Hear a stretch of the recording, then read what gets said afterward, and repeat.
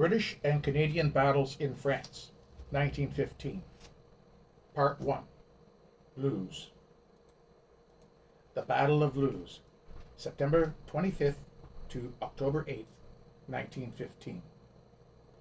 The battles of Loos and Festubert were in France rather than Flanders, but they were actions in 1915 by the British and Canadian Expeditionary Forces all the same. The Battle of Loos took place from September 25th to October 8th, 1915, in France. The battle is also recorded as going on until October 18th, although most of the fighting was from September 25th to 27th. It was in a coal mining area and also included the temporary capture of Hill 70, which would be fought over again by the Canadian Corps in 1917, and the actions of the Hohenzollern Redoubt. The Scottish records state that the Battle of Loos was fought from September 25th until about October 16th, 1915, in an area of coal mines and mining villages near the town of Lens, north of Arras. 6 British divisions attacked strong German defenses in support of French offensives to the south.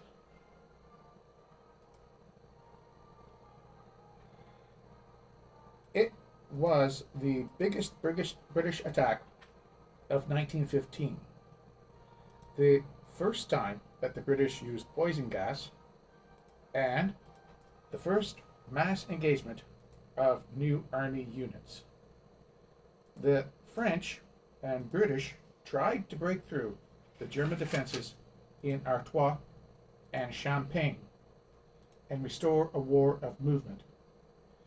Despite improved methods, more ammunition,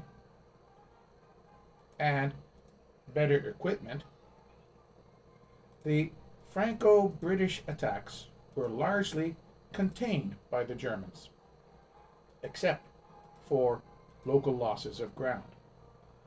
The British gas attack failed to neutralize the defenders, and the artillery bombardment was too short to destroy the barbed wire or machine gun nests. German tactical defensive proficiency was still dramatically superior to the British offensive planning and doctrine, resulting in a British defeat.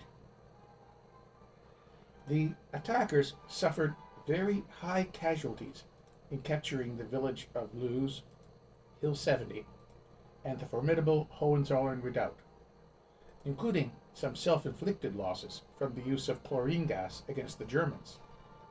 Worse came as British units tried to repel German counterattacks. Despite initial successes and hopes of a breakthrough, the British lost the ground they had gained. By the time the battle ended, British losses in men killed, wounded, or missing amounted to over 60,000. Half of the 72 battalions in the assault on September 25th belonged to Scottish regiments. 12 regular, territorial, and new Army Scottish battalions formed part of the 1st, 2nd, and 7th Regular Army Divisions. 24 other battalions, consisting of volunteers, formed the 9th Scottish Division and the 15th Scottish Division in Kitchener's new army. As a consequence, the heavy casualties in the battle affected communities throughout Scotland, from which men had joined in large numbers. Dundee, for example, mourned men of the 1st to the 4th Black Watch, a territorial battalion mostly consisting of Dundonians, which lost 230 men killed or wounded out of 420. Another Black Watch battalion, the 9th, was one of the 8 Scottish battalions out of 12 British battalions that suffered the high level of more than 500 casualties. In its case, the heavy losses of this volunteer battalion were felt by families not only in Angus, but parts of Fife, Perthshire, Aberdeenshire, Stirlingshire, Lanarkshire, and Ayrshire. The experiences of soldiers from other Scottish units are reflected in documents held in the National Records of Scotland.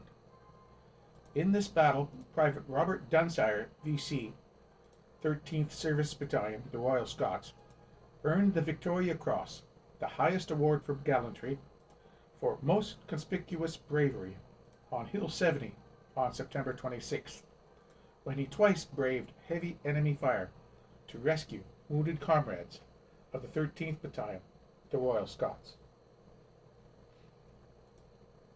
Background. The battle was the British part of the Third Battle of Artois, an Anglo-French offensive, known to the Germans as the Herbstschlacht, Autumn Battle. Field Marshal Sir John French and Douglas Haig, GOC First Army, regarded the ground south of La Bassée Canal, which was overlooked by German-held slag heaps and colliery towers, as suitable for an attack, particularly given the discovery in July that the Germans were building a second defensive position behind the front position. At the Freevent Conference on July 27th, Field Marshal French failed to persuade Ferdinand Foch that an attack further north offered greater prospects for success. The debate continued into August, with Joffre siding with Foch, and the British commanders being overruled by Herbert Kitchener, the British Secretary of State for War, on August 21st. On May 3rd, the British had decided to use poison gas in military operations in France. At a conference on September 6th, Haig announced to his subordinates that extensive use of chlorine gas might facilitate an advance on a line towards Douai and Valenciennes, despite the terrain, as long as the French and British were able to keep the attack secret. Preparations.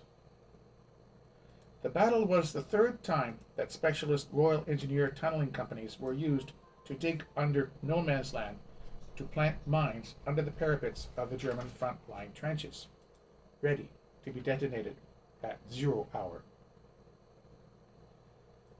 Tactical developments.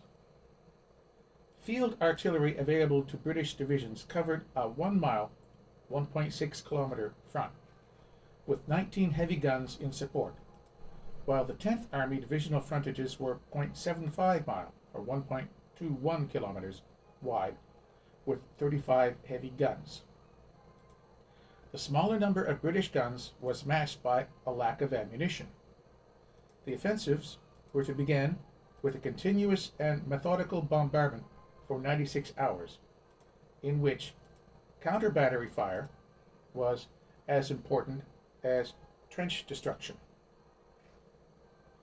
A 4-hour intense bombardment was to be fired before the infantry attacks in Artois and Champagne began simultaneously on September 25th.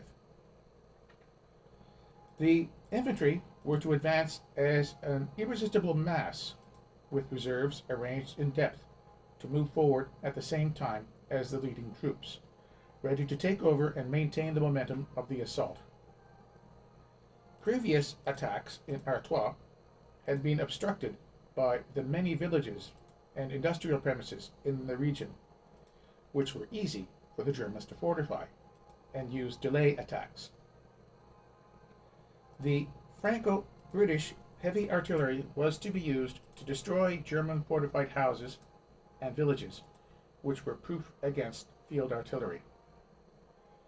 Such tactics were expected to break through both German defensive positions and enable the cavalry to rush forward and widen breakthroughs before advancing on distant objectives in Belgium. If the attack succeeded, the rest of the Franco-British-Belgian armies would join in a general offensive and force the German armies into open warfare, in which Allied numerical superiority would be overwhelming. Prelude: British offensive preparations. The artillery of the 9th Scottish Division was arranged in two mobile groups and a reserve. One field artillery brigade supported each of the two attacking infantry brigades, and two howitzer brigades with a mountain battery were held back for counter-battery fire and targets of opportunity on the divisional front. The three brigade field companies of the Royal Engineers and the Pioneer Battalion were placed in reserve. Two 9.2-inch howitzers were dug in near a wood at Bovary, with arrangements made for ground and air observation of their fire, and Russian saps were dug towards the Hohenzollern redoubt. A Russian sap is a tunnel dug at a shallow depth under no man's land toward an enemy position. It allows the attacking infantry to approach an enemy position without being detected and safe from enemy fire. For the attack, the tunnel is open and the infantry attacks at a comparatively short range. On the night before the attack, the saps were opened and the ends joined to make a jumping-off trench 150 yards or 140 meters away from the face of the redoubt. Here is an aerial photograph of the Hohenzollern redoubt in 1915, and a trench map carried by British officers into the battle. The British plan in general. Field Marshal French decided to keep a reserve consisting of the Cavalry Corps, the Indian Cavalry Corps, and 11 Corps, commanded by Lieutenant General Richard Hakin, which consisted of the Guards Division and the new Army 21st Division and 24th Division, recently arrived in France, and a Corps staff, some of whom had never worked together or served on a staff before. Archibald Murray, the Deputy Chief of the Imperial Staff, DCIGS, advised French that, as troops fresh from training, they were suited for the long marches of an exploitation rather than trench warfare. French was doubtful that a breakthrough would be achieved. Haig and Foch, commander of the Groupe des Armées du Nord, Northern Army Group, wanted the reserves closer to exploit a breakthrough on the first day. French agreed to move them nearer to the front, but still thought they should not be committed until the second day. Haig was hampered by the shortage of ammunition, which meant the preliminary bombardment, essential for success in trench warfare, was insufficient. With only 533 guns and a shortage of shells to cover 11,200 yards, 6.4 miles, 10.2 kilometers front, with two German trench lines to bombard, the British would probably be attacking positions that had not been disrupted enough to cause a breakthrough, and reliant on the gas attack. The British commanders at this time did not grasp that German defensive tactics included placing the second line of machine gun nests on the reverse slopes of hills. That meant destroying them would need howitzers and shells with high explosives. Prior to the British attack, about 140 long tons, 142 T, of chlorine gas was released, with mixed results. The plan of attack for the Hohenzollern Redoubt. The 9th Division, commanded by Major General George Thesiger, was to attack with the 26th Brigade and the 28th Brigade on a front of 1,500 yards, 1,400 meters, between the left flank of the 7th Division and the Vermelles-la-Bassée Railway, to capture the German front and support trenches. The division objectives were the buildings and dump of Fosse 8 and the Hohenzollern Redoubt. The dump was a flat-topped spoil heap, 20 feet, 6.1 meters high, with commanding view, and had been made the principal German observation post in the area. When captured, the dump would give the British observation over Haines and St. Ali on the right of the 26th Brigade. On the right, the 26th Brigade was to overrun the Hohenzollern Redoubt and Fosse 8 in the first rush. The two supporting battalions would then attack south of the Fosse and advance on Haines, while the leading battalions reorganized to follow on in support, as the Fosse was consolidated by the 28th Brigade. The division was then to capture the redoubt, the dump, and Fosse 8, before advancing to the Lens-la-Bassée road.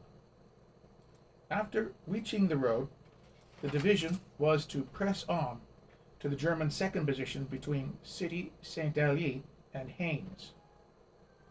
The 27th Brigade, in reserve, was then to advance through Douvrin to the Haut d'Eule Canal, Canal de la Dure, with the 7th Division on the right flank.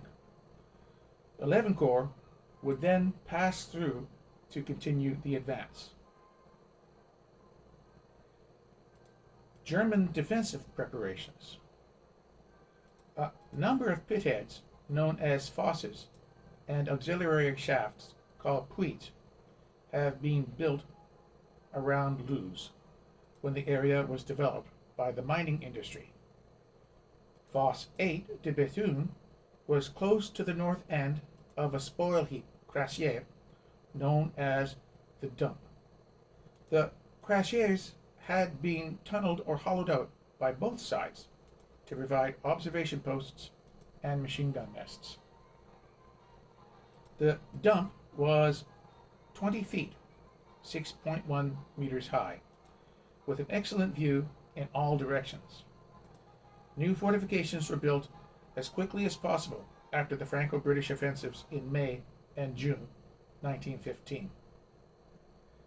At Dump and Fosse trenches, on a slight rise 400 yards, 370 meters, in front of the original front line, a new defensive work, wired for all-round defense, was built and named the Hohenzollern work.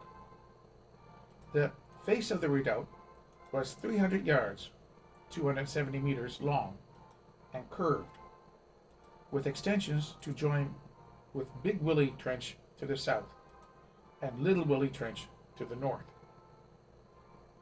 British planners judged the Hohenzollern Redoubt to be the strongest defensive work on the whole of the front. In the area of Fosse 8, more fortifications were built in July by the German 117th Division after it had fought at Vimy Ridge in May and June. Once a period of reorganization at Roubaix was over, the division returned to the line on July 9th. In some places, the gas was blown back onto British trenches, while in others, It caused the Germans considerable difficulty. Due to the inefficiency of contemporary gas masks, many British soldiers removed them, as they could not see through the fogged up eyepieces, or could barely breathe with them on, which led to some being affected by their own gas. Wanting to be closer to the battle, French had moved to a forward command post at Lillers, less than 20 miles, 32 kilometers, behind the First Army front. He left most of his staff behind at GHQ and had no direct telephone to the Army HQ, from which the attack began at 6:30 a.m. on September 25th. He sent an officer by car to request the release of the reserves at 7 a.m. The battle. September 25th. On September 25th, the two leading battalions of the 26th Brigade attacked from the jumping-off trench at 6:30 a.m. under the cover of the gas discharge, a smoke shell barrage from the Stokes mortars, and phosphorus grenades, which formed a thick yellow screen. The engineers manning the gas cylinders warned against their use because of the weakness and unpredictability of the wind, but they were overruled by General Sir Hubert Gough. The gas was not blown far into no man's land when the wind changed. The gas was blown back into the British lines in some places and caused more British than German casualties. The gas and smoke persisted long enough for the 1st Infantry companies in the attack to form up behind it, ready to advance when the British artillery lifted off the German front trenches.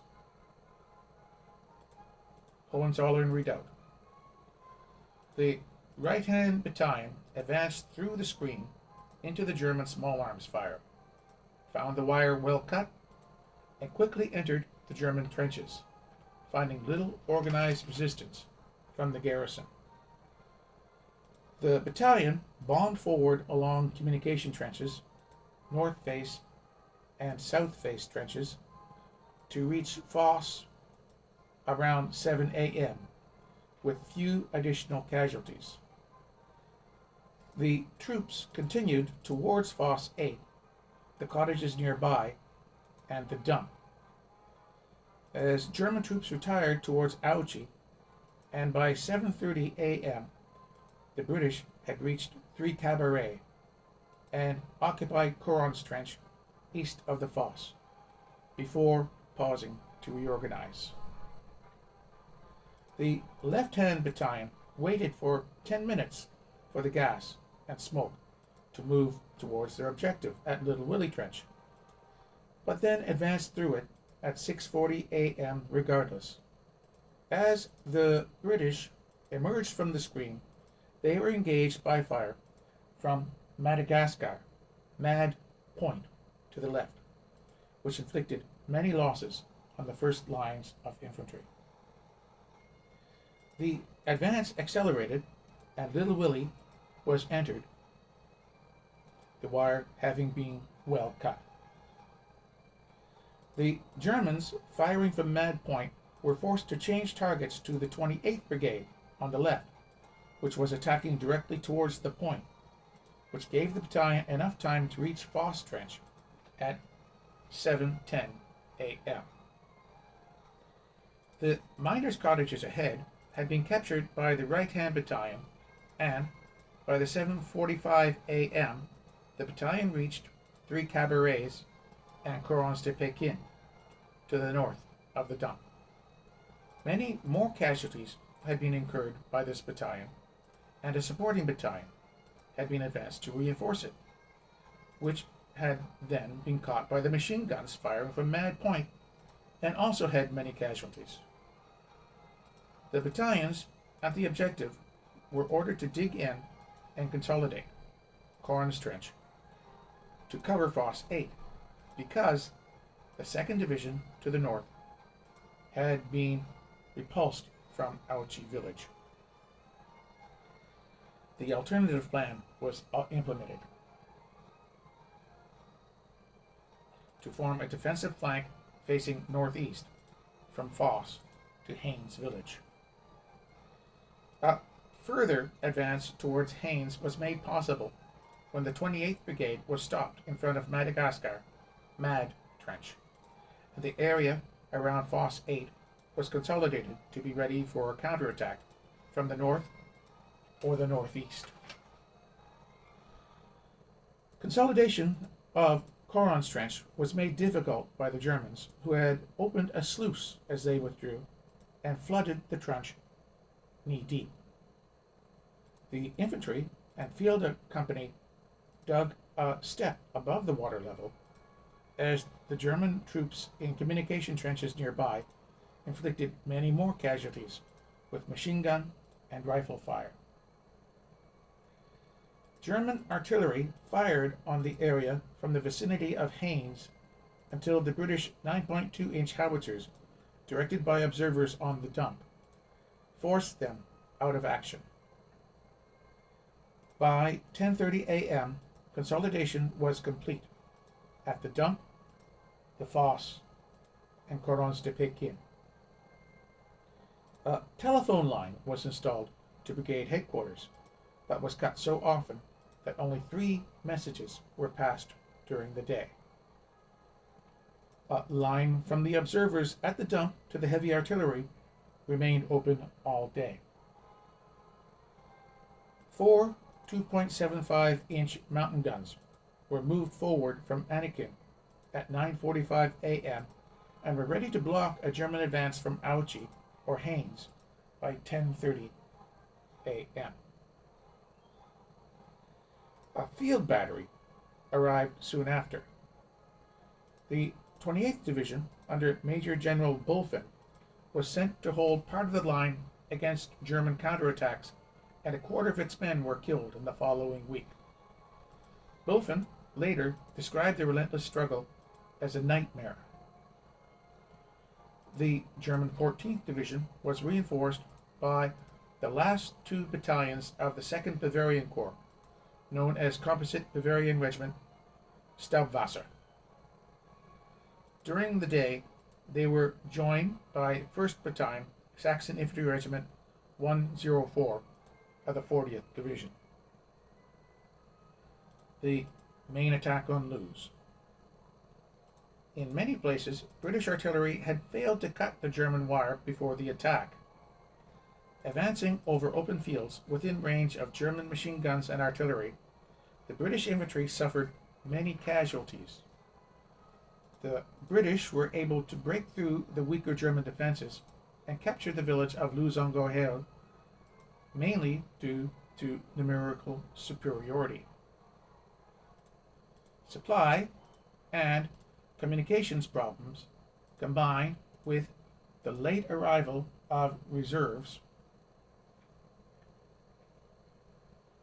meant that the breakthrough could not be exploited.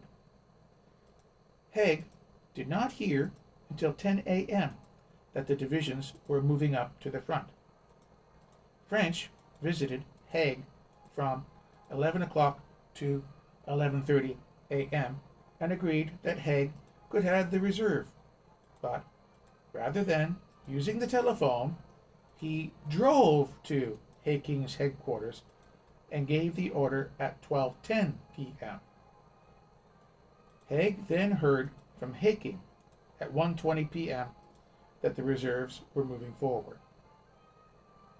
French had not understood the poorness of the roads these reserves were using, and had not constructed new ones. Much of the reserve divisions had to march most of the day and night single file up the only accessible roads. September 26th to 28th.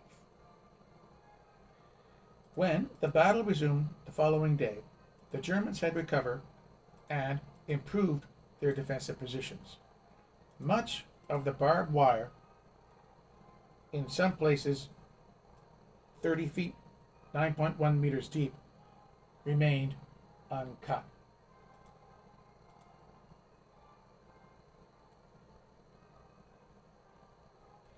And the British had used their stock of chlorine gas. British attempts to continue the advance with the reserves were repulsed. 12 attacking battalions suffered 8,000 casualties out of 10,000 men in 4 hours. The British preparatory bombardment, which amounted to desultory fire for about 20 minutes, apparently inflicted no casualties at all.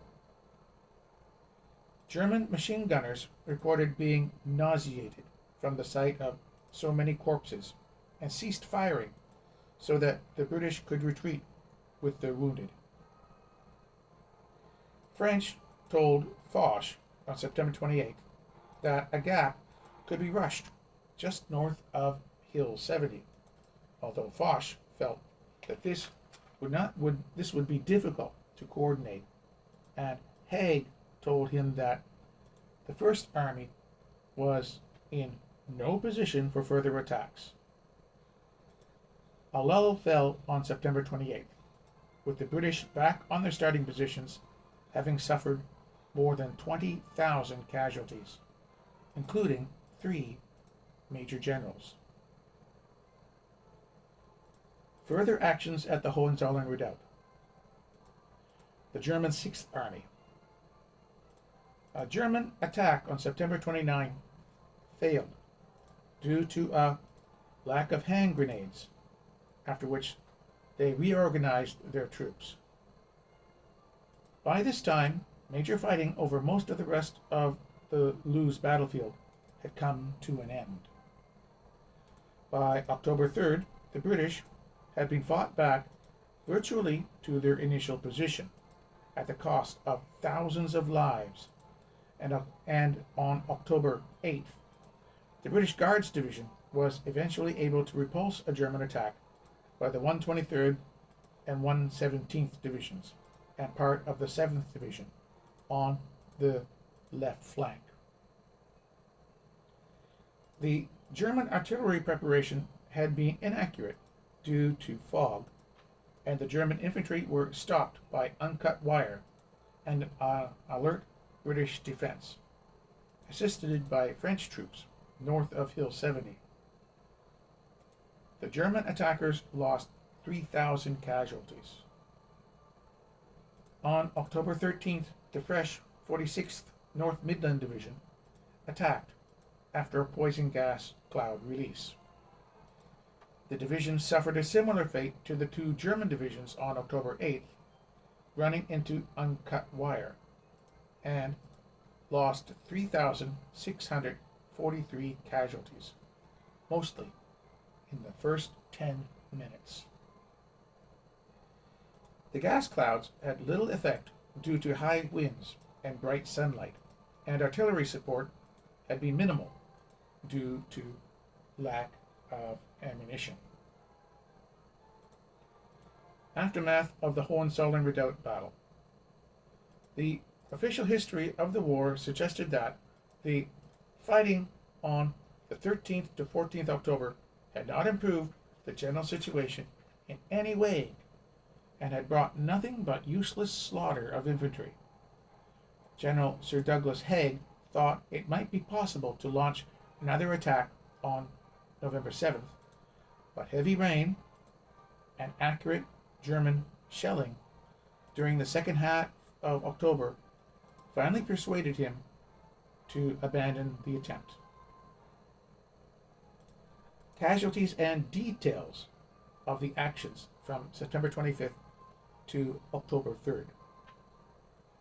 The 9th Division suffered 6,058 casualties, and its commander, Major General Thesiger. The 28th Division lost a quarter of its men killed when they relieved the 9th Division. On September 28th, the 85th Brigade was left hanging on to the Hohenzollern Redoubt. The Germans had managed to gain much of Little Willie Trench to the north, while all attempts to push them out of the dump had failed. The dump remained the key to the area, and at 0930 hours, the 2nd Battalion Buffs and the 3rd Battalion Middlesex Regiment attempted to gain the slag heap, The Middlesex, on the right, fought their way along South Face Trench and into Dump Trench, but soon ran out of grenades and were forced back. Some of the Buffs reached the dump, but were overcome by heavy machine gun fire. It was impossible to break through to the defenses and get to grips with the enemy. The battle raged on throughout the day and into the next, when the rain began falling, turning much of the ground into a mire. On the 29th, the 83rd Brigade took over the lines of the 22nd Brigade opposite the quarries, and the following evening, having spent a trying time in the redoubt. The 85th were relieved by the 84th. The fighting continued in the trenches, with each side trying to oust the other, and the Germans tending to gain the upper hand in the encounters. Inexorably, they advanced. Most of Little Willie Trench fell to them, and the eastern sector of the redoubt itself. By the morning of 3rd October, the British were clinging to a section of Big Willie Trench. The rest had been retaken, and the 46th North Midland Division lost 3,763 men. The 2nd Division had heavy losses as well. The 7th Division even lost its commander, Major General Thompson Capper. At 0630 hours on the dot, the 2nd Battalion Gordon Highlanders on the right and the 8th Battalion Devonshire Regiment on the left attacked, enveloped by a cloud of gas and smoke. The German artillery, attempting to break up the gas by shelling it, caused numerous casualties, particularly amongst the 8th Devons, who discovered the German wire only partially cut and bunched up behind the few gaps they found. Both battalions had their commanding officers wounded, but once in Breslau Trench, encountered little further resistance and were able to regroup and continue their assault as far as the Lens Road. Lieutenant Colonel John Stansfield of the Gordons died of his wounds the following day. The two reserve battalions now dashed across no man's land, with the 6th Battalion Gordon Highlanders forming up on the right behind their sister battalion. Having been reinforced, the 2nd Gordons sent a scouting party of about 50 strong into Hulloch. This found a heavily wired section in front of them, and they came under heavy fire from a position known as Stützpunkt 2. Behind them, the 2nd Battalion Border Regiment and the 9th Battalion Devonshire Regiment took up positions in Gun Trench and Stone Alley. Artillery support was in part provided by the stirring sight of T Battery, Royal Horse Artillery, galloping across the battlefield to a dip in no man's land. This was a deployment ordered by Lieutenant Colonel Henry Tudor, the division's RHA commander. To the north, the 22nd Brigade also had problems with the gas cloud, refusing to move forward, and although they were screened for most of the crossing of no man's land, the final 30 meters were carried out in full view of the Germans. The 1st Battalion South Staffordshire Regiment on the right and the 2nd Battalion Royal Warwickshire Regiment both found that the wire was uncut, but despite their casualties crawled on.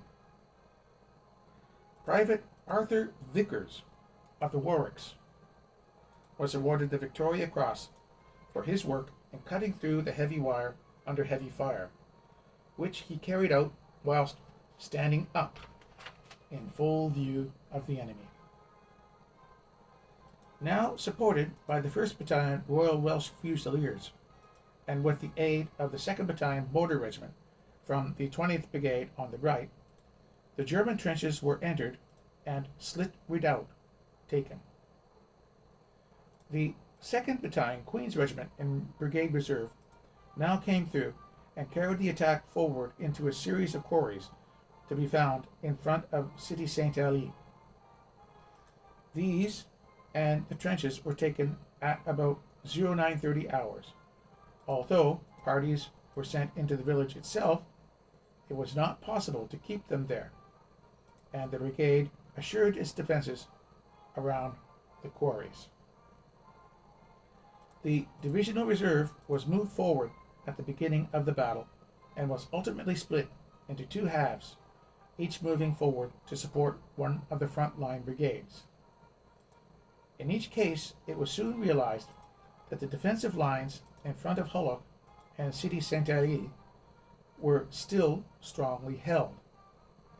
The wire was uncut, and the artillery was having little success in trying to destroy the houses.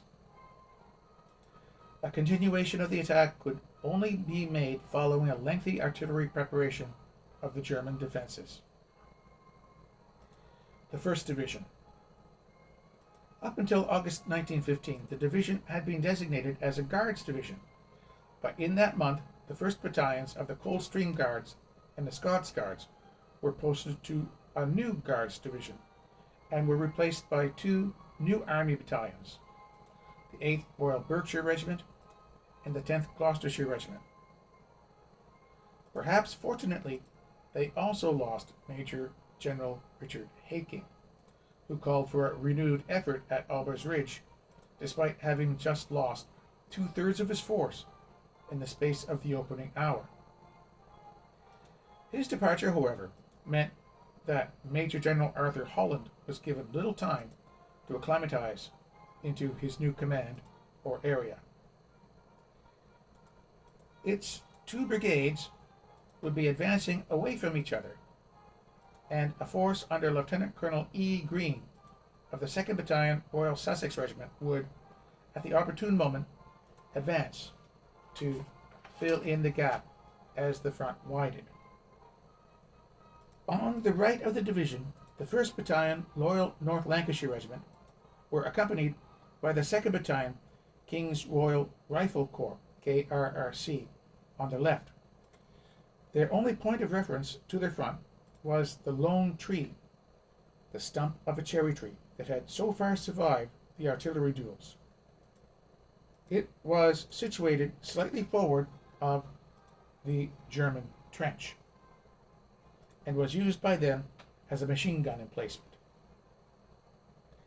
At 0550 hours, the gas was released and almost immediately blew back into the British trenches, catching the waiting soldiers unaware. It quickly became apparent that the first wave would need to be reinforced as men succumbed to the chlorine. When the attack was launched slightly later than it was supposed to be, the Germans were waiting for them. The bombardment had failed to cut the German wire, and the machine guns at the Lone Tree and in northern Sap brought the attack to a halt. Two soldiers would be awarded the Victoria Cross for their work in bringing the wounded back while under fire. Private Henry Tenney of the Loyals carried 6 men back to safety before being wounded himself. Private George Peachman of the KRRC was lying near the German front line when he spotted his OC, Captain Guy Dubbs, lying wounded. Crawling over to him, Peachman attempted to dress his wounds, and when they came under further fire, began pulling Dubbs to shelter. At that moment, he was killed by rifle fire. Peachman had only been with the regiment for a few months and was one of just 8 18-year-olds to be awarded the Victoria Cross. Having seen the first wave halted, the 2nd Battalion Royal Sussex Regiment, in support, went over the top earlier than planned. They too were stopped short of the German wire and despite being constantly rallied by Sergeant Harry Wells, the Sussex could not get into the German front line. Wells was killed along with the remnants of his platoon on his third attempt to get forward. He was awarded the Victoria Cross and is buried at Dud Corner Cemetery. In an attempt to break the German line, the brigade ordered forward the remaining company of the Sussex and the 1st Battalion Northamptonshire Regiment, who had been held in reserve. About 0900 hours, they began their advance across the open ground. The gas and smoke was gone, and the wire was still as uncut as it had been at the commencement of the battle. As troops began to fall back in disorder, Captain Anquetil Reid gathered up a party of 60 and established them in a position just south of the lone tree. Almost permanently out of cover as he encouraged the men and directed their fire, he was eventually brought down. Like Harry Wells before him, he was awarded the Victoria Cross and is buried at Dud's Cemetery. 2nd Brigade's attack had failed. 1st Brigade formed the left flank of 4 Corps, with that boundary running along the Vermeuil-Hulloch Road. Their commander, Brigadier Anthony Reddy, had decided to use his new army battalions in the first wave, placing the 10th Battalion Gloucestershire Regiment on the right and the 8th Battalion Royal Berkshire Regiment on the left. In front of the Gloucestershires was the Bois Carré, while in front of the Berkshires was a small copse known as La Haye, French for hedge, and thus, incidentally, La Haye is French for the Hague. Neither wooded patch had been left unmarked by the shelling, and both had been reduced to shattered scrub, which offered little in the way of shelter. The Gloucesters charged into the Bois Carré, and though they suffered heavy casualties, soon had it, and the German front line secured. From there, the advance towards the German support line was cut to pieces. Fortunately for them, the Germans did not put up too great a fight, and most retreated down the communications trenches. Casualties had been so bad that only 60 were available to continue the advance. The Berkshires, on the other hand, had no difficulty traversing La Haye and gaining the enemy front line. By 0800 hours, they had already crossed half the distance towards the La Bassée Road. At this point, at Gun Trench, the 1st Battalion Cameron Highlanders, in support, came through and continued the advance to the main road. They were stopped, though scouts were sent forward to reconnoiter Hulloch. Green's force. As already mentioned, Lieutenant Colonel Green commanded a small force consisting of the London Scottish and the 1st to the 9th Battalion King's Liverpool Regiment. Their task was to act as a filler between the two brigades as they diverged.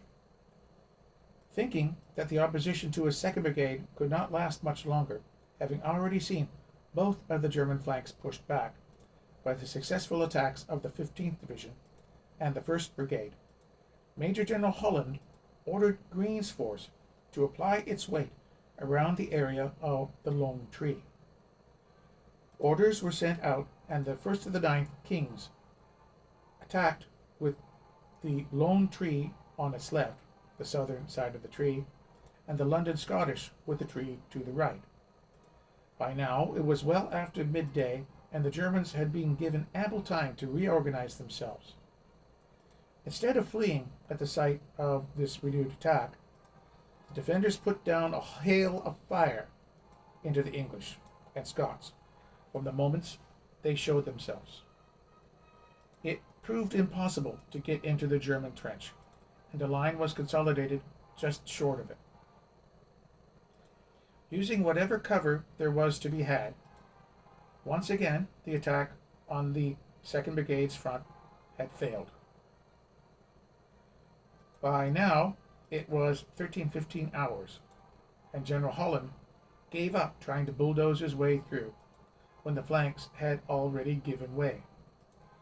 Offering the 2nd Brigade the assistance of the 1st Gloucestershire Regiment, he ordered them to secure the line as they had it, and then move all available men down to the Loos Road redoubt, which had already been taken, and then work northwards, taking the remaining Germans in the flank.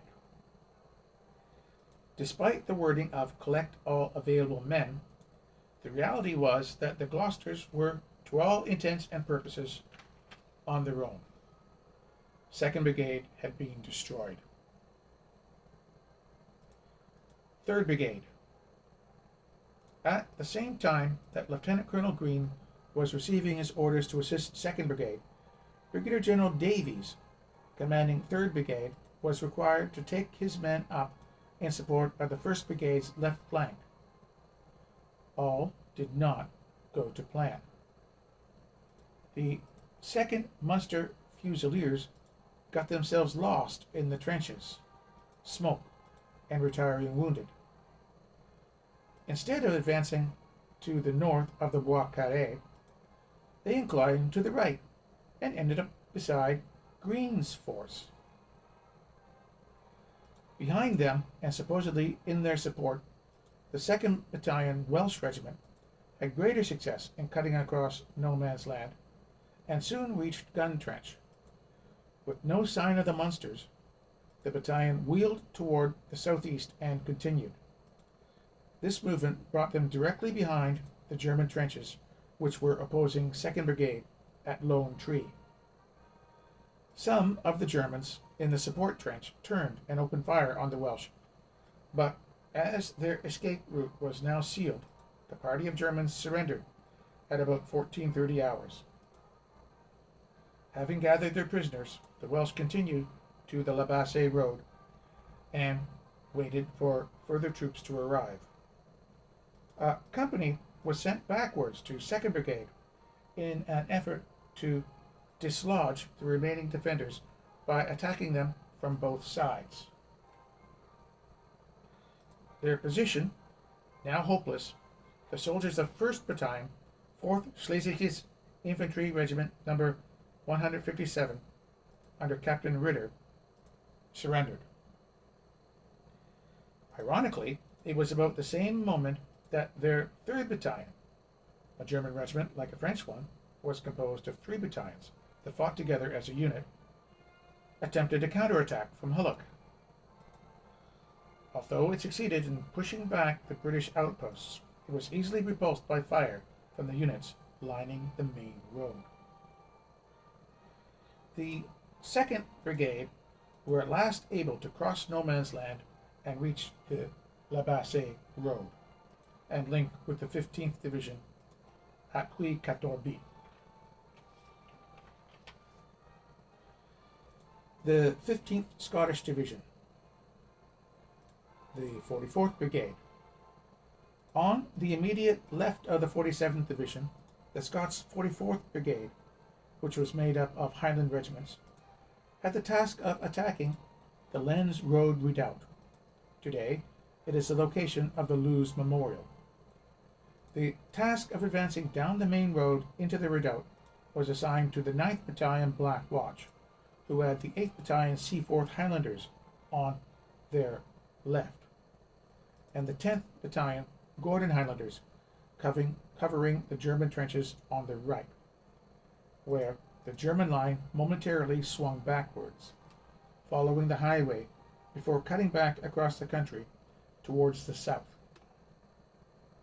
The Black Watch were not so fortunate with the gas as the Londoners, but it did slowly drift towards the German positions, though not before some of it had blown back into their own trenches. Advancing down the road, they were met by the fire from the machine guns in the redoubt. Keeping steady, they swiftly seized the first objective, but at the cost of much of their officer corps.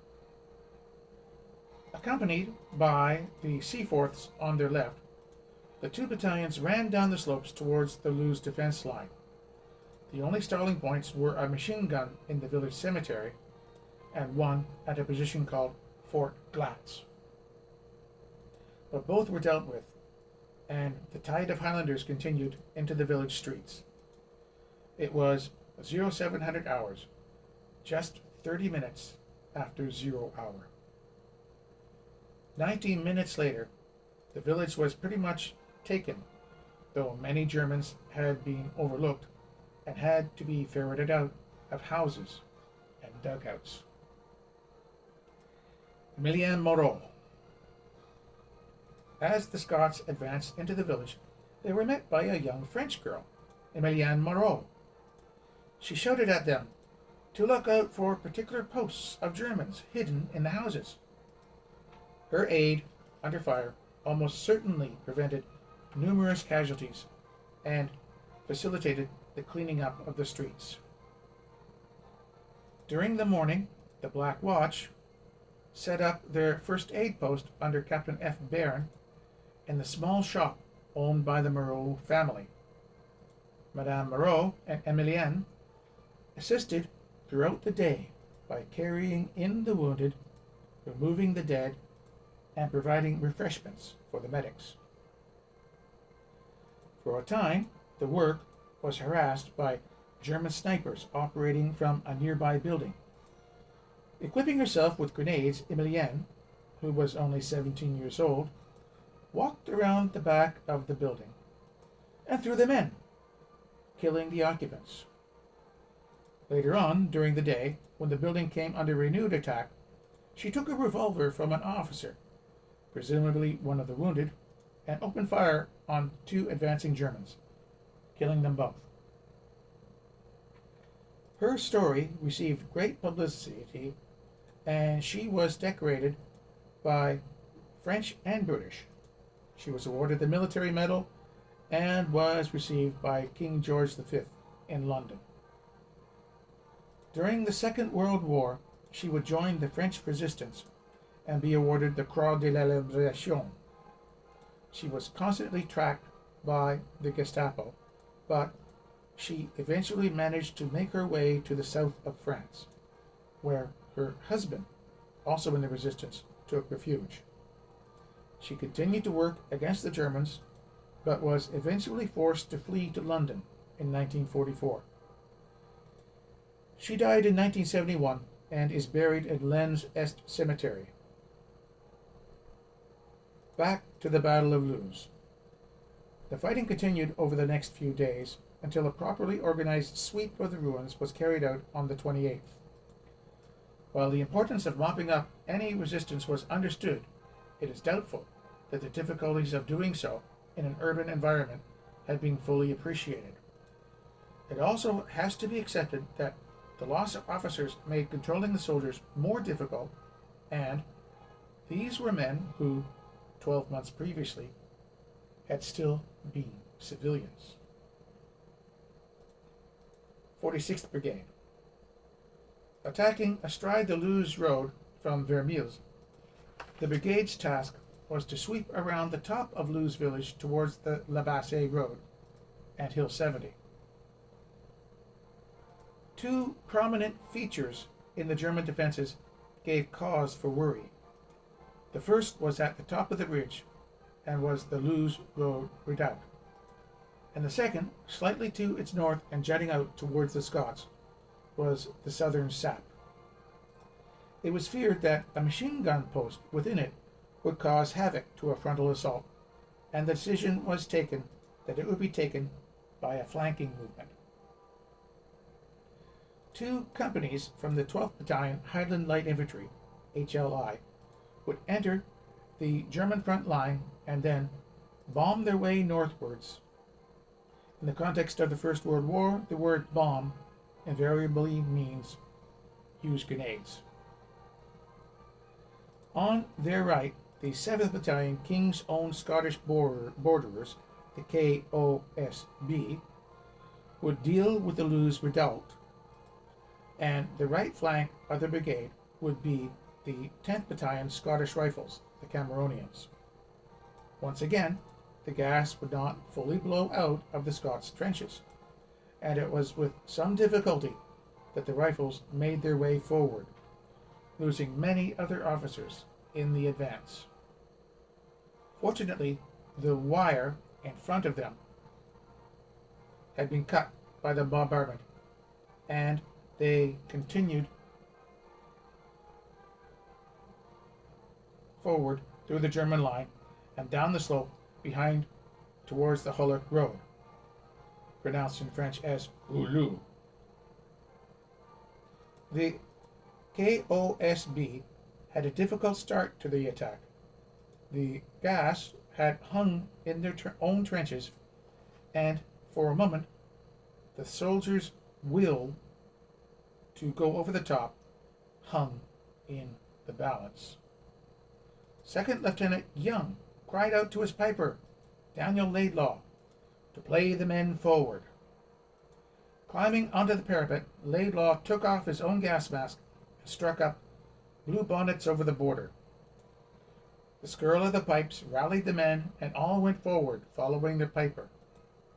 A shell wounded Laidlaw, but he kept going until a second shell brought him down and killed Young. Undeterred, the KOSB stormed the redoubt, bombed out the machine gun nests, and then continued their sweep towards the Hullock Road. For his bravery, Laidlaw became the first soldier in the new army to receive the Victoria Cross. He survived the war and was filmed playing his pipes. He died in 1950. Martin Young is buried in Non-les-Mines Communal Cemetery. A and B companies of the 12th Battalion HLI under Captain Torrance were almost overcome by the gas in their own trench. Reaching the German line, they found that the southern sap was not deep enough to afford any cover to those that had survived the attack. Making their way into the German front line, there was now too few of them to carry out the planned bombing attack along it. Reinforcements from the 6th Cameron Highlanders had some limited success in bombing along the trench, but it proved impossible to reach as far as the 1st Division, attacking on the far side of the sap. Here are two images of the 46th Division's battlefields as they appear today. The 47th London Division. The division occupied the only sector of the British line that overlooked the German trenches. Their task was to push into the German line and then form the southern flank. It was imperative that the double crochet was taken. 140th Brigade.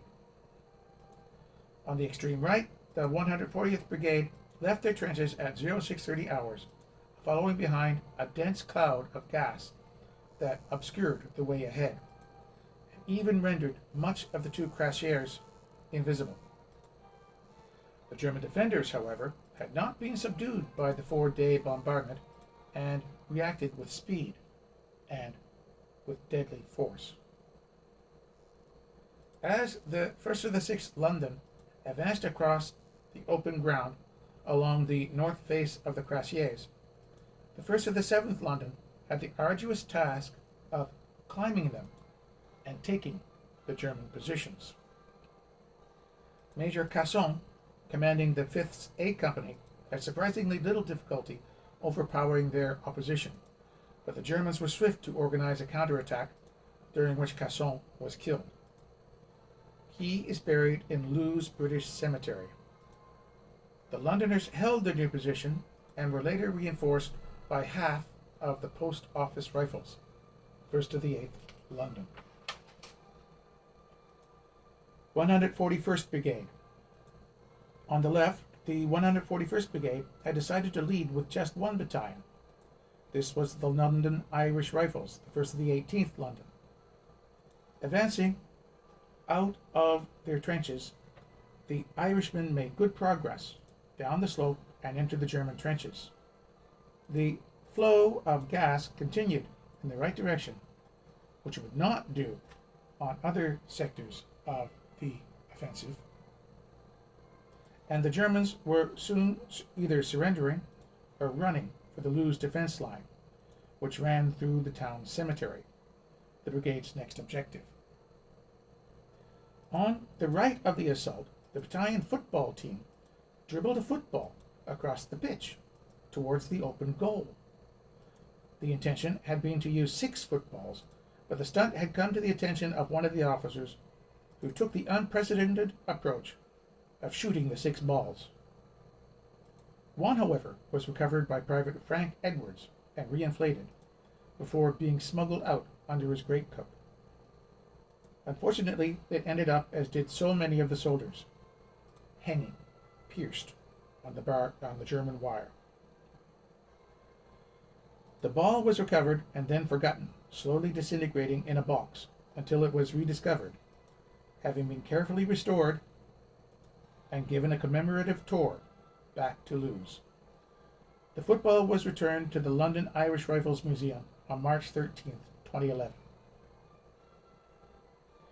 Those Germans trying to flee from the London Irish found themselves caught by a machine gun barrage put down over the heads of the attackers, under the orders of Brigadier General Thwaites.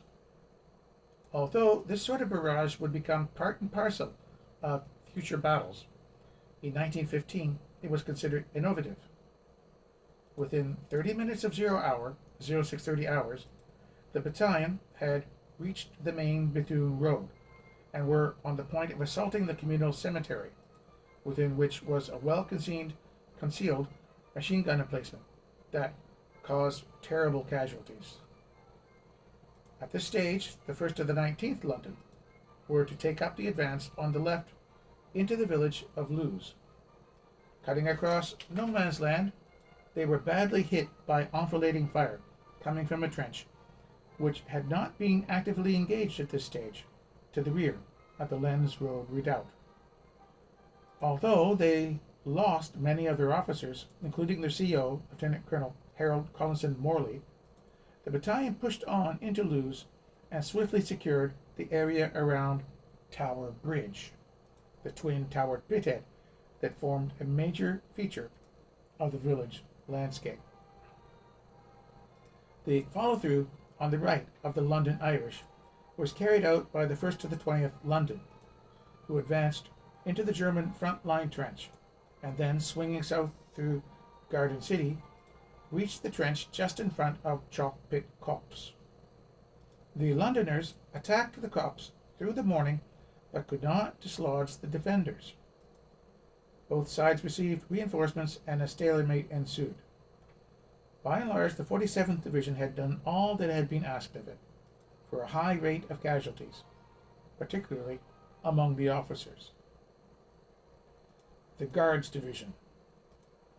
In advancing towards the battle zone on the 25th of September, 1st Guards Brigade would hold the left flank opposite Hulloch. The 2nd Guards Brigade would advance through Bois Hugo and Chalet Wood, and then attack the Germans' redoubt from the north, while the 3rd Guards Brigade attacked it from the west. Following the loss of Fosse 8 on September 26th, Haig ordered that the Guards were not to progress any further than the Lens-La Bassée road. 2nd Guards Brigade. Starting from their position they had occupied on the previous night, the 2nd Battalion Irish Guards had over a kilometre of open terrain to cover before they reached Chalk Pit Wood. To assist them, 1st Guards Brigade created a smoke screen on their left, and by 1600 hours the breeze had carried the smoke out towards the German second line. Too bad the smoke didn't work so well 2 days before this. Tucked in behind was the 1st Battalion Scots Guards, who were to take Puy-Catorby as soon as the Irish Guards had secured the wood and chalk pit. This they had done by 1645 hours with very few casualties. As the Guards swept forward, carrying along many of the Irish Guards, including Lieutenant John Jack Kipling, they were met by heavy machine gun fire from Bois Hugo. Despite the loss of many of its officers, some of them managed to force their way into the pit buildings. It proved impossible, though, even for the guards, to maintain their position, and by 1700 hours, many were falling back towards the chalk pit, which was then secured with the arrival of the 1st Battalion Coldstream Guards. 3rd Guards Brigade. Starting their advance from Vermelles at 1500 hours, the brigade began to take casualties as it approached Loos village. Going through Loos, the 4th Battalion Grenadier Guards came under gas shelling and, in the confusion, split into two, with half heading off with the Scots Guards attacking Puy 14B, and the other half, though now reduced to a single company strength, forming up, as had been intended, to assault Hill 70. Realizing the folly of such a situation, Brigadier General Hayworth ordered the 1st Battalion Welsh Guards to join the Grenadiers. The initial rush of Hill 70 at 1800 hours, by which time the 2nd Guards Brigade had already begun falling back, went well, with the attackers covered by dead ground at the base of the hill. Approaching the top, however, the guardsmen immediately ran into scything machine gun fire. The barbed wire protecting the redoubt was tantalizingly close, but any attempt to close in on it was considered to be out of the question. At 2300 hours, the advanced position was joined by the 2nd Scots Guards, whose commander, Lieutenant Colonel Cater, ordered a 100-meter withdrawal to a position that could be defended in daylight. 73rd Brigade at Fosse 8. On September 25th, the 9th Division had advanced and taken both the Hohenzollern Redoubt and Fosse 8. Their losses had been considerable, and General Haig, on receipt of the reserve, ordered 73rd Brigade of the 24th Division to 1st Corps, where Lieutenant General Hubert Gough immediately assigned them to 9th Division, with orders to secure Fosse 8. It took all night for the brigade to find its way forward, remembering that this was the first time that these recent civilians had been anywhere near a battlefield. The 9th Battalion, Royal Sussex Regiment, took up position in Fosse Alley. Half of the 12th Battalion, Royal Fusiliers, were on their left around the pit. The others had got lost en route. And the 7th Battalion, Northamptonshire Regiment, formed the left flank. About 450 meters away to the south, 7th Division held a line around the Hullock Quarries, which was coming under constant fire. About 0100 hours on the 26th of September, the Germans mounted a determined attack and discovered the gap between the two divisions. The quarries were taken so suddenly that Brigadier General Clarence Bruce of the Scots 27th Brigade, who was in the signal dugout, was captured.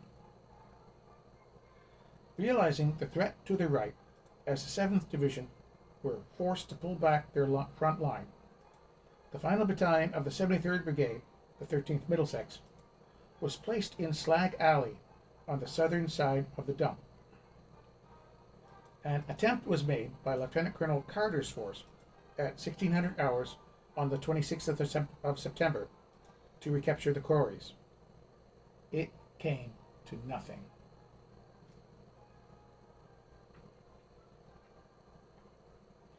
and while going forward with them, Major General Sir Thompson Capper, commanding 7th Division, was mortally wounded. He is buried at Lillers Communal Cemetery. 27th September. Despite the failures of 11 Corps to capture the Hill 70 redoubt and advance elsewhere towards the German second line, the British front was considered stable. The loss of the Hullock quarries did, however, give cause for concern about the strength of the 73rd's position at Fosse 8.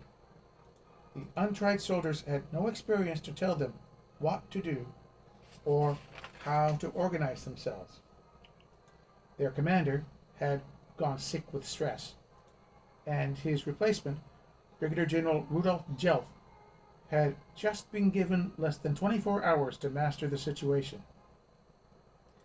Hearing that the situation at Fosse 8 was critical, Major General George Thesiger, commanding the 9th Division, went forward to assess the situation, and was killed by a shell, together with 2 of his staff, Major Edward Lemontier and Lieutenant Gilbert Burney. Under the cover of darkness, between 600 and 1,000 of the Bavarian Staubwasser and 91 RIR crawled out to within attacking distance of Fosse 8.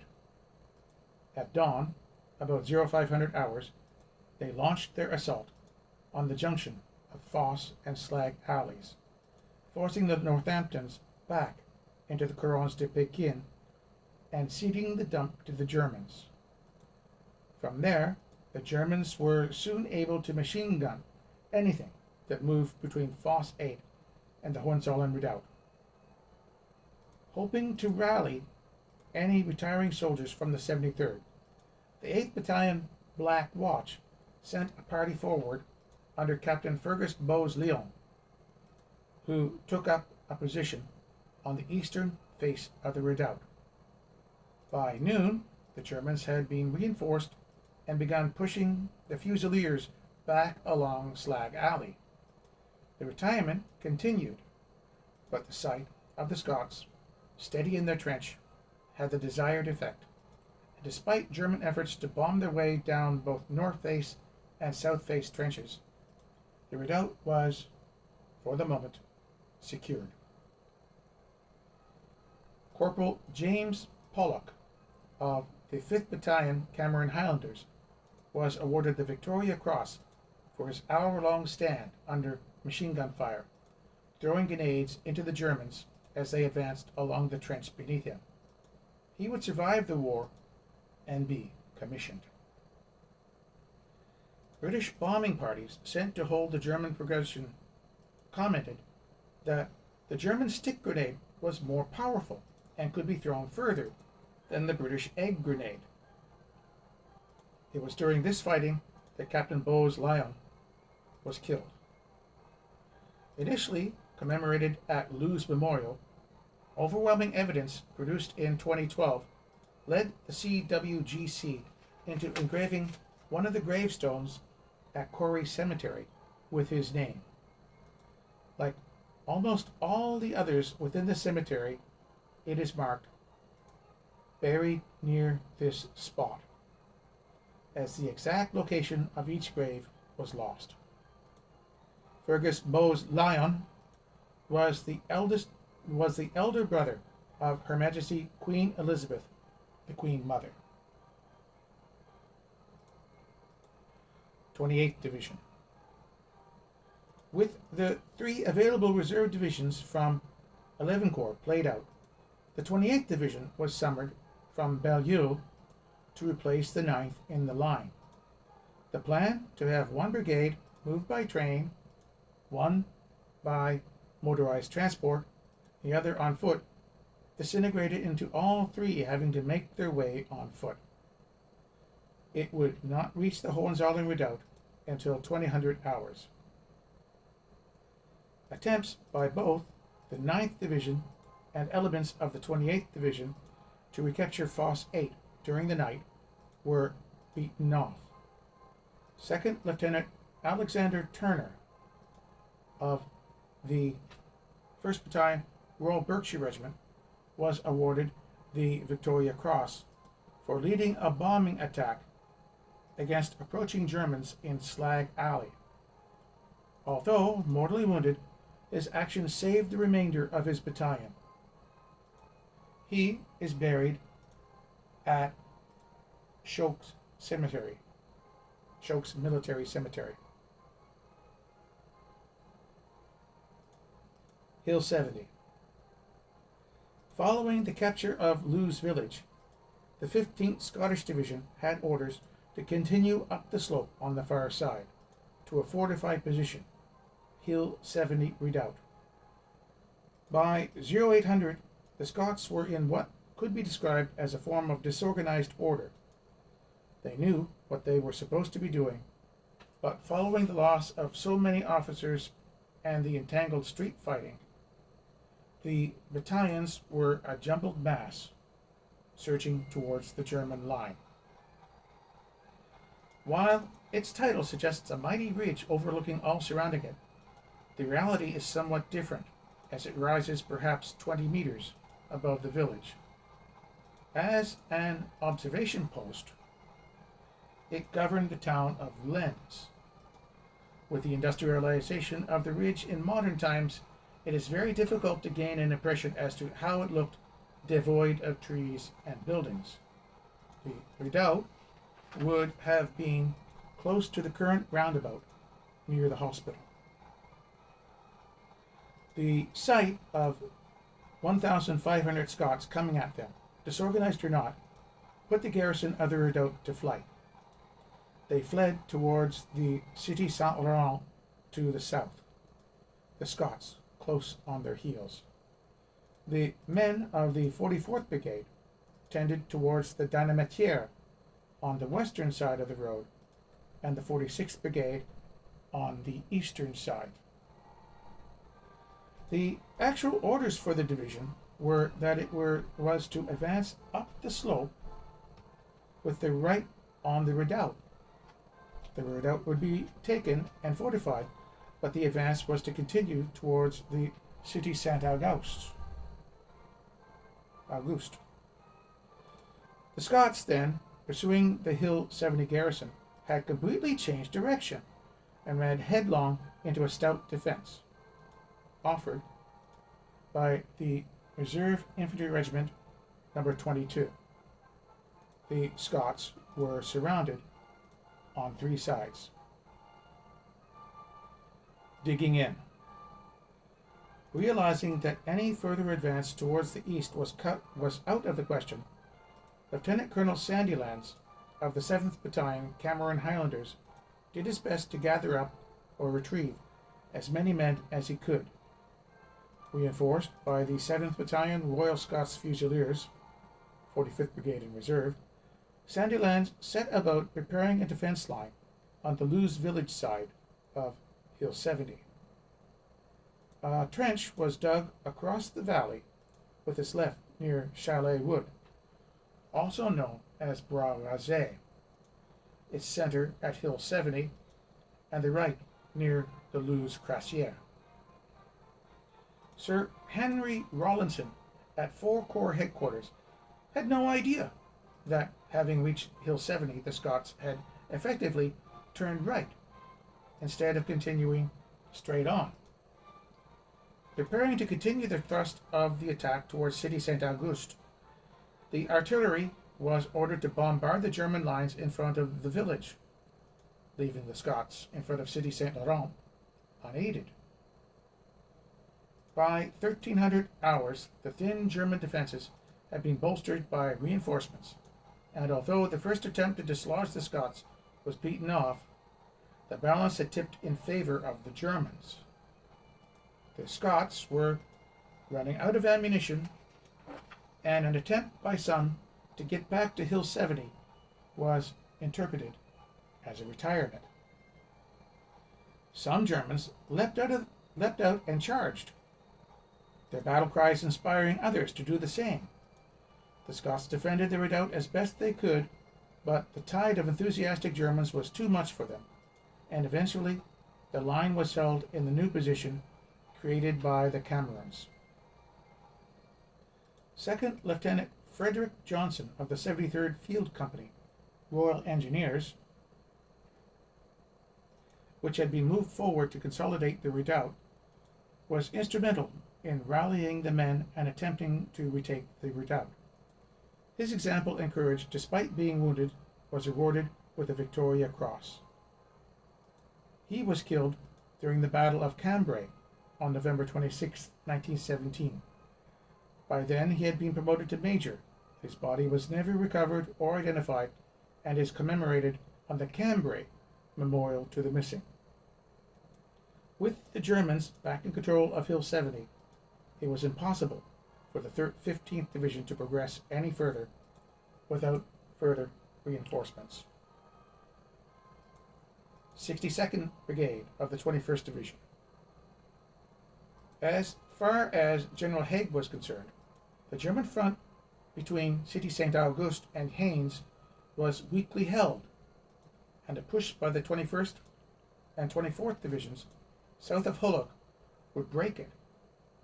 Orders were issued from 1st Army, and in the very early hours of the 26th, a Sunday, General Rawlinson of 4 Corps and General Haking of 11 Corps met to prepare their attack. It was evident that crossing the Lens-la-Bassée road would not be possible while the Germans remained in possession of the Hill 70 redoubt. That, therefore, would be assaulted at 0900 hours September 26th, and the main attack would follow at 1100 hours.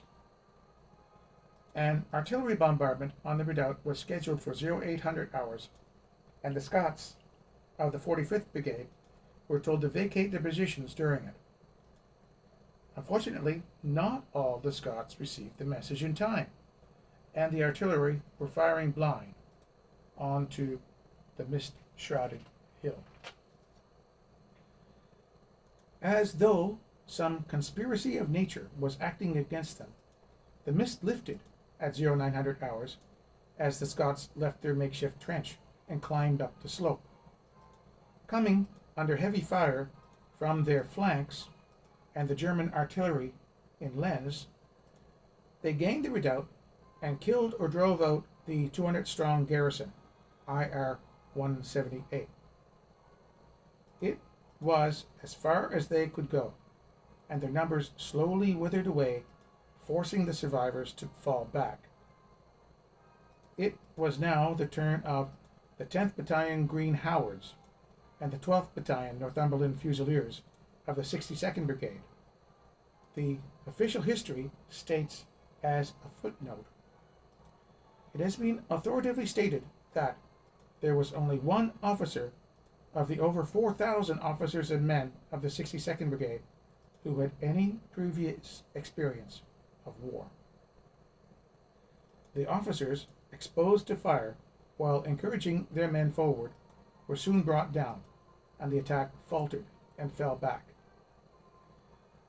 Private Robert Dunsire of the 13th Battalion Royal Scots crawled out under the waves of bullets and brought in 2 wounded men.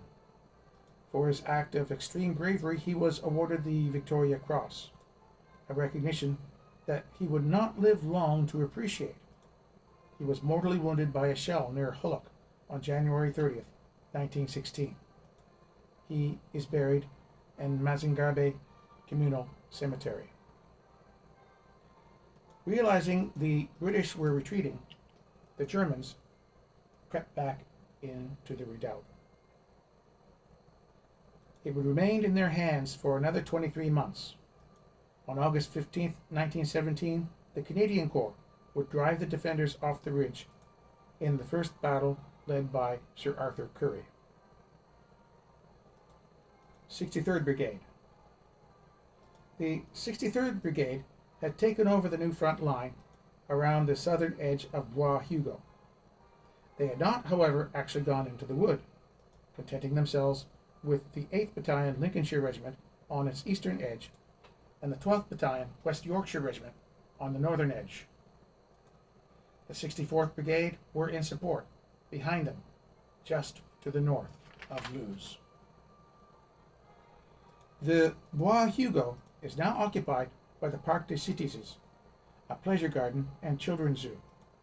The wood used to include the area now taken up by the car park, where you will find a plaque commemorating the 15th Battalion Canadian Infantry's action of August 1917. Although used for different purposes, the rebuilt buildings of Puy-14B are still in location.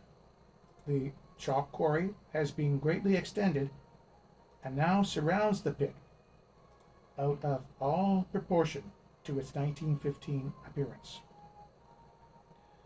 Lieutenant General Richard Haking, commanding general of 11 Corps, was not perturbed by the failure of the 15th Division to take Hill 70, and expected his two divisions to carry out their intended assault across the open countryside towards the second German line at 1100 hours.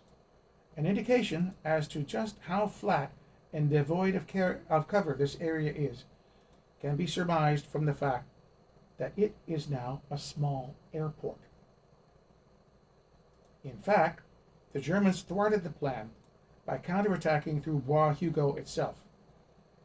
During the night, small parties had infiltrated through it and Chalet Wood on its southern side, known today as Bois Rasé. As the mist, which had so hindered the artillery supporting the Scots, cleared, the Germans opened fire on the Lincolnshire Battalion, as well as attacking the exhausted remnants of the 6th Battalion Cameron Highlanders, holding the line at Chalet Wood. The Camerons, under Lieutenant Colonel Angus Douglas Hamilton, were forced out of the wood, but repeatedly strove to retake it until their numbers were so diminished it became impossible. Douglas Hamilton was killed, having led 4 such counterattacks. He was posthumously awarded the Victoria Cross. His body was lost and is commemorated at Loos Memorial. Seeing the situation on his front deteriorating, Brigadier General Norman Nichols ordered half of the 8th Battalion, Somerset Light Infantry, SLI, to line the edge of the chalk pit facing Bois Hugo.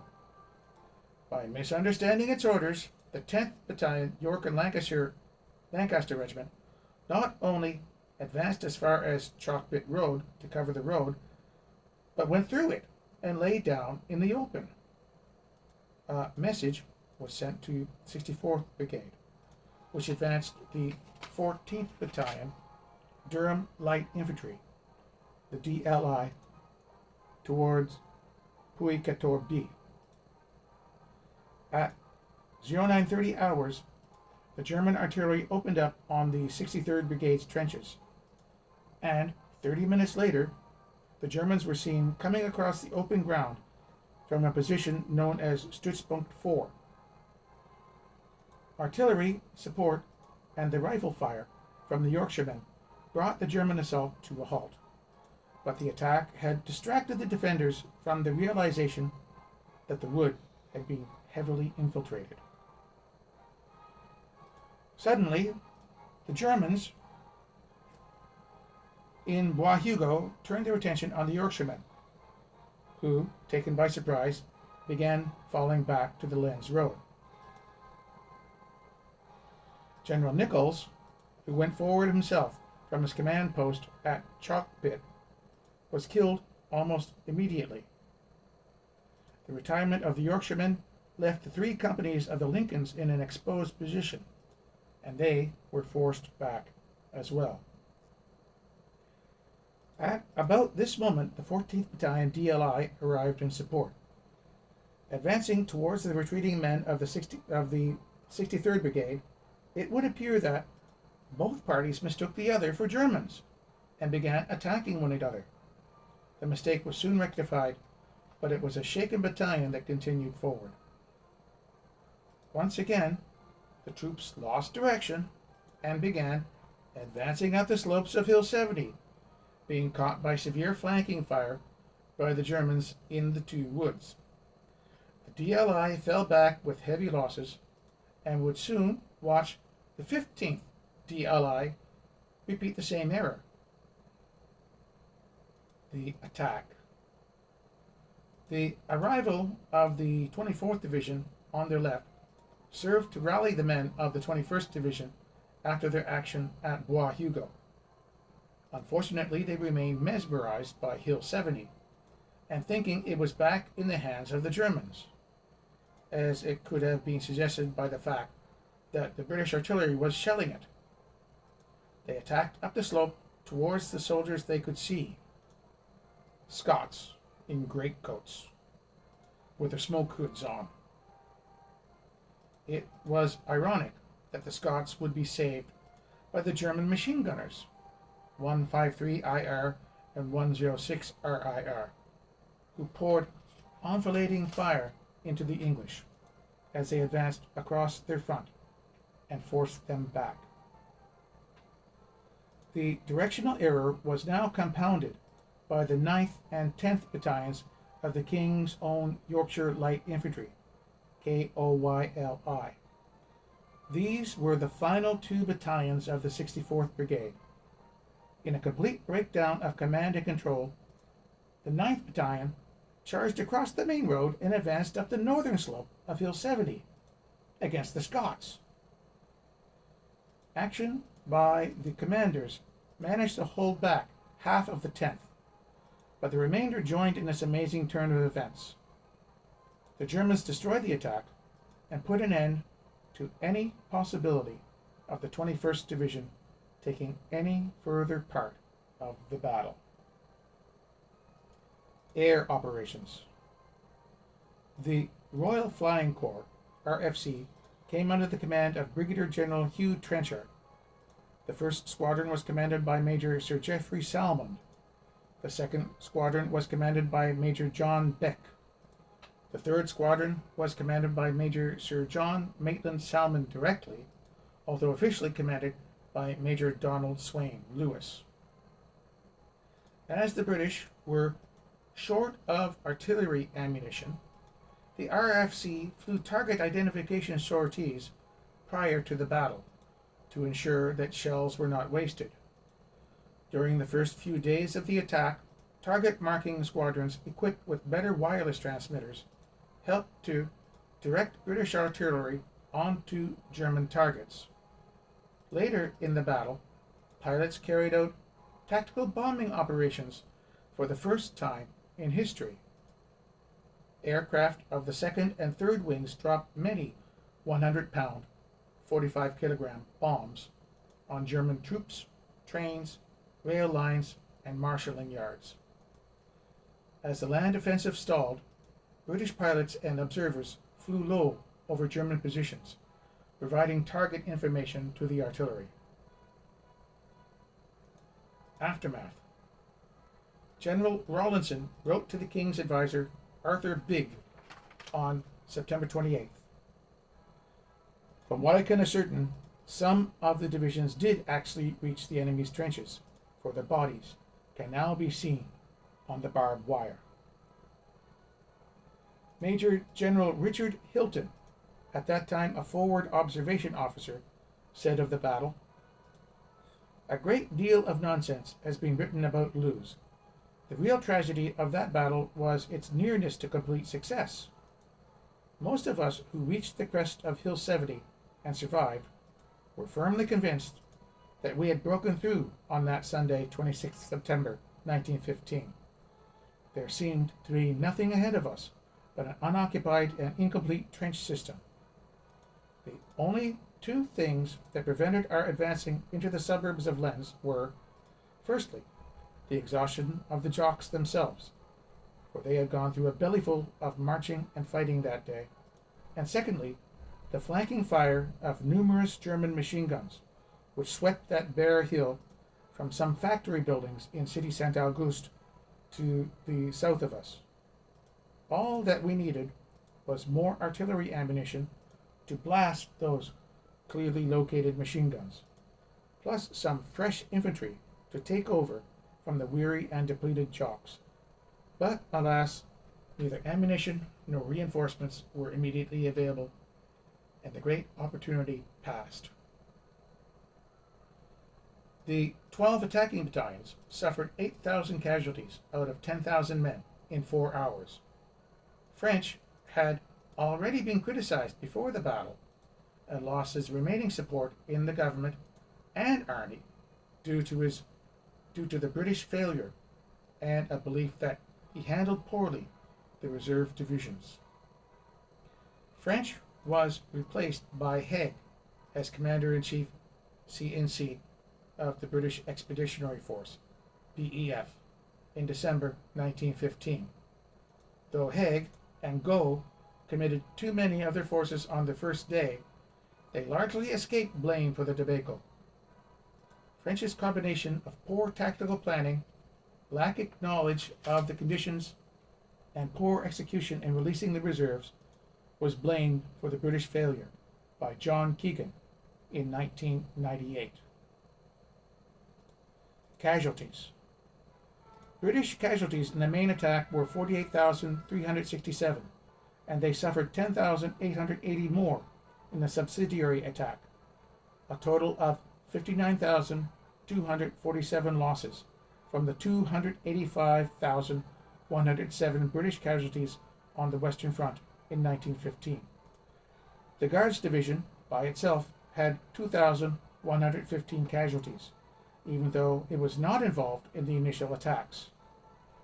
James Edmonds, the official historian, gave German losses in the period of September 21st to October 10th as 26,000, from about 141,000 casualties on the Western Front during the autumn offensives in Artois and Champagne. In Der Weltkrieg, the German official account, the 6th Army casualties are given as 29,657 from September 21st to October 7th. On October 8th, the German 123rd and 117th Divisions suffered 3,000 casualties. During the Battle of Loos, the German 117th Division suffered 6,572 casualties. By the end of October, losses had risen to 51,100, and total German casualties for the autumn battle, Herbstschlacht, in Artois and Champagne, were given as 150,000 men. About 26,000 of the German casualties were attributable to the Battle of Loos. 54 Commonwealth commanding officers were killed or wounded in the battle. Subsequent operations at the Hohenzollern Redoubt.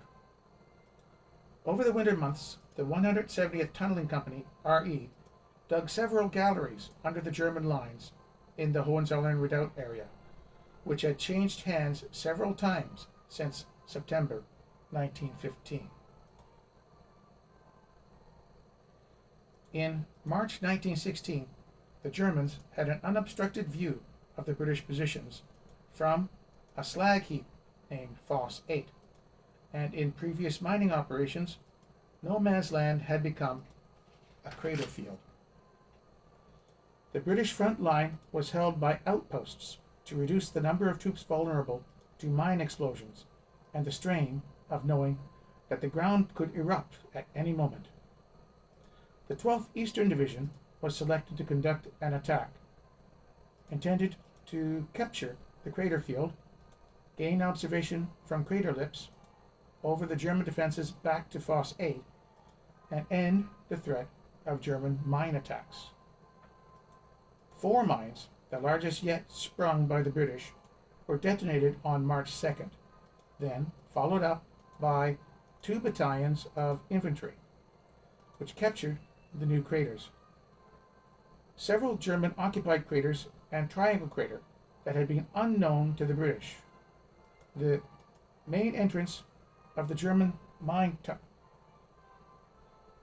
tunnels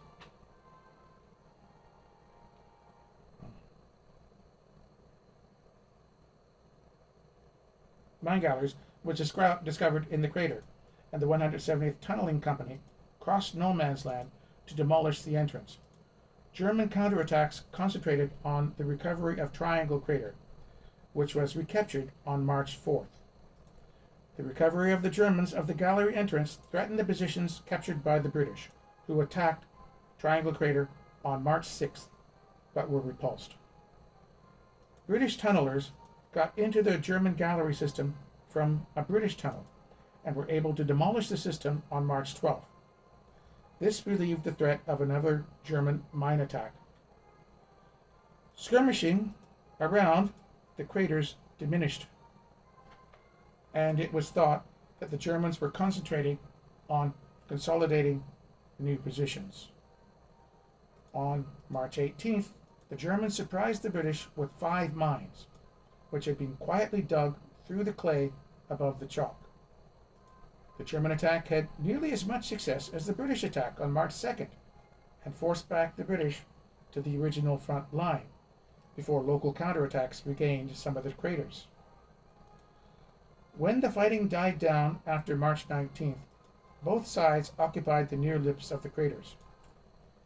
Brigadier General Cater, now promoted to be the 37th Brigade commander, recommended that attempts to occupy craters should end and the near lips be held instead, because they were death traps against howitzer and mortar fire, and because the expected observation from the crater lip was obstructed by its convex shape and large lumps of chalk brought to the surface by the explosions. Subsequent operations. The British exploded another mine on March 19th. The Germans sprung 2 mines in the quarries on March 24th. British mines were blown on March 26th and 27th, and April 5th, 13th, 20th, 21st, and 22nd. Each attack was followed by an infantry attack and a consolidation of the mine lips, which were costly to both sides and turned more areas of no man's land into crater fields. The 12th Eastern Division was relieved on April 26th and missed the German gas attack on Hulluch, which began the next day. The gas attacks on Hulluch. A German gas attack by the divisions of 2nd Bavarian Corps took place from April 27th to 29th against the positions of 1st Corps. Just before dawn on April 27th, the 16th Irish Division and part of the 15th Scottish Division were subjected to a German cloud gas attack near Hulluch, 1 mile, 1.6 kilometers north of Loos. The gas cloud and artillery bombardment were followed by raiding parties, which made temporary lodgements in the British lines. 2 days later, another gas attack blew back over the German lines. A large number of German casualties were caused by the error, which was increased by British troops firing at the Germans as they fled in the open. The German gas was a mixture of chlorine and phosgene, which was of sufficient concentration to penetrate the British PH gas helmets. The 16th Division was unjustly blamed for poor gas discipline, and it was put out that the gas helmets of the division were of inferior manufacture to allay doubts as to the effectiveness of the helmet. Production of the small box respirator, which had worked well in the attack, was accelerated. Commemorations. The Loos Memorial commemorates over 20,000 soldiers of Britain and the Commonwealth who fell in the battle and have no known grave. The community of Loos in British Columbia changed its name from Crescent Island to commemorate the battle, and several participants wrote of their experiences. Robert Graves described the battle and succeeding days in his war memoir, Goodbye to All That, 1929. Patrick McGill, who served as a stretcher bearer in the London Irish and was wounded at Loos in October 1915, described the battle in his autobiographical novel The Great Push, 1916. J. N. Hall related his experiences in the British Army at Loos in Kitchener's Mob, 1916. My Boy Jack is a 2007 BBC television movie based on the experiences of Lieutenant Jack John Kipling, Rudyard Kipling's son, who served in the Irish Guards and was killed during the battle. Victoria Cross Awards. Daniel Laidlaw, 7th Service Battalion, King's Own Scottish Borderers. Frederick Henry Johnson, 73rd Field Company, Corps of Royal Engineers, 15th Battalion. Harry Wells, 2nd Battalion, Royal Sussex Regiment. Anketel Mutre Reid, 1st Battalion, Northamptonshire Regiment, posthumous. Henry Edward Kenny, 1st Battalion, Loyal North Lancashire Regiment. George Stanley Peachment, 2nd Battalion, King's Royal Rifle Corps. Arthur Vickers, 2nd Battalion, Royal Warwickshire Regiment. George Mayling, Royal Army Medical Corps. Kulber Thapa, 2nd Battalion, 3rd Queen Alexandra's Own Gurkha Rifles. Rupert Price Hollows, 4th Battalion, Middlesex Regiment. Angus Falconer Douglas Hamilton, 6th Service Battalion, Queen's Own Cameron Highlanders. Arthur Frederick Saunders, 9th Service Battalion, Suffolk Regiment. Robert Dunsire, 13th Service Battalion, Royal Scots.